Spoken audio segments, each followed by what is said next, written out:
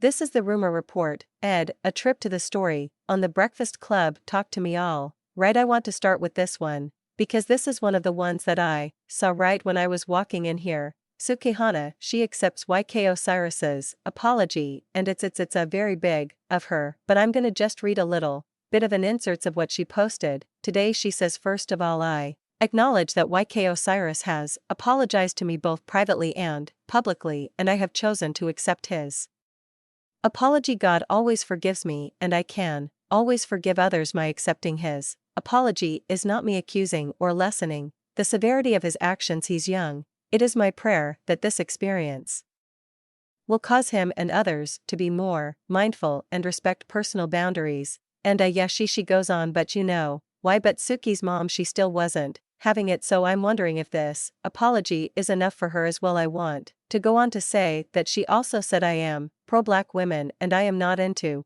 tearing down black men. Also, this is something I am choosing to forgive him. I love him and I accept his apology. I would like to move on from this. I love it. Yeah, we should normalize apologies and forgiveness. I agree. Yeah, no, I love it. We should normalize people making mistakes, learning from those mistakes, apologizing, being forgive and moving on, because you don't know what that conversation was about. You don't know what that, you know what they spoke about, but I love the fact that she was, you know, that she forgave them, and hopefully they can move on and he can put himself in a better place and never do anything like that. And I promise y'all, it will be your turn at some point in life. You're going to do something that you're going to want to be forgiven for. 1000%.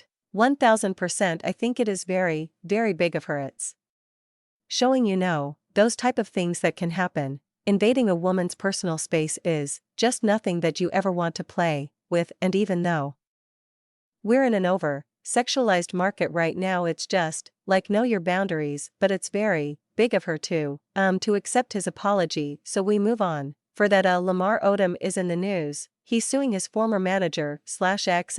He's filed a $1 million lawsuit against his former manager, and it's because she faked his signature to sell his Brooklyn home, which his family has owned for nearly 30 years now. The family member who still lives in the home are now facing eviction due to the unauthorized sale. It's been a whole mess. He claims that his former manager illegally used his name, social security number, email address, and other things. She's accused of defrauding people.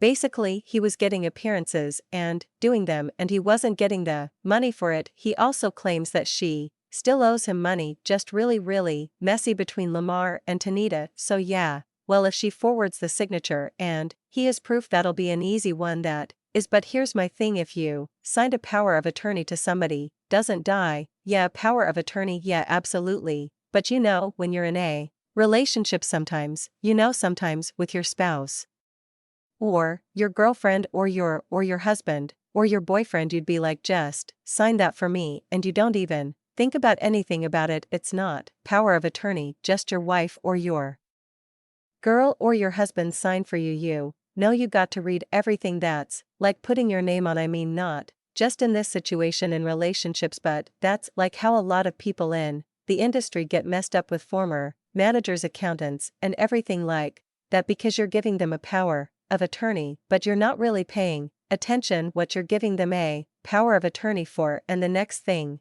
you know, your taxes aren't paid. Damn, yeah, you know what happens to a lot of people. No, it's definitely happened to a lot of friends of mine that I know. But yeah, I am, you know, even early on with me and my wife being married, you know, my wife would pay the bills, and she would pay the bills for my business account, and she would sign my name back then. And I remember going to the bank to cash a check, and it was like, this signature doesn't matter. And I'm like, this is my signature. They was like, no, this doesn't match all the other signatures. First of all, can't nobody match my signature. I write like a slave. Okay, I write crazy. Jesus, I don't. You can't even read mine. Y'all got good signatures. My signature is like scribbles, and I think mine is like totally different every single time that I even try. I definitely want to see the signature. I forgot how to do personal views ago. Yeah, I forgot how to do cursive, so I do the first name. Mine is like really, really, really similar to that too. I don't know why